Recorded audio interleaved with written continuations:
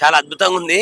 అది చూసిన వాళ్ళకి ఏమనిపిస్తాయి అంటే ఆయన చేసి తప్పులు కొడతా కానీ నేను చేసేది గవర్నమెంట్ ప్రకారం చాలా రూల్స్ ప్రకారం చాలా బాగుంది.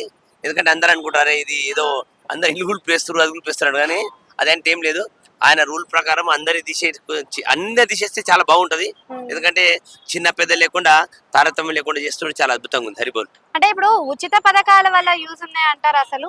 ఉచిత పథకాలు అంటే ఇంకా ఒళ్ళో రాలేదేమనుకున్నా. ఇంకా పెద్ద నేను భక్తి మార్గంలో ఎక్కువ అంటే ఉంటాను. ఫ్రీ ఫ్రీ బస్ గానీ, ఫ్రీ కరెంట్ గానీ ఇలాంటి హామీలు ఇచ్చి ఉచిత పథకాలు పెట్టడం వల్ల నార్మల్ మనం ఏదైతే తినేవి ఉంటాయో పప్పు, అవును, ఉప్పు, నూనె అవును. వీటి మీద రేట్లు పెరిగిపోతున్నాయి. సో ఇది అనేది కరెక్టే అంటారా?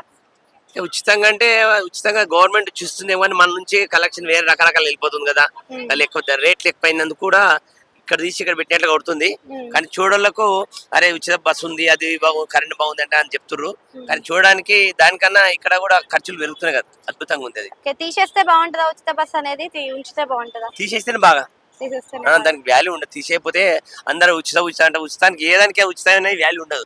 దానికి ఏమన్నా కొద్దిగా గొప్ప దానికి రేటు ఉంటేనే బాగుంటది. ఉచిత బస్సులు అంటే ఏమంత పెద్దగా ఇది అనిపించదు. ఎందుకంటే నష్టపోతుంది మన ఆర్టీసీ అంతా నష్టపోతుంది లేకపోతే.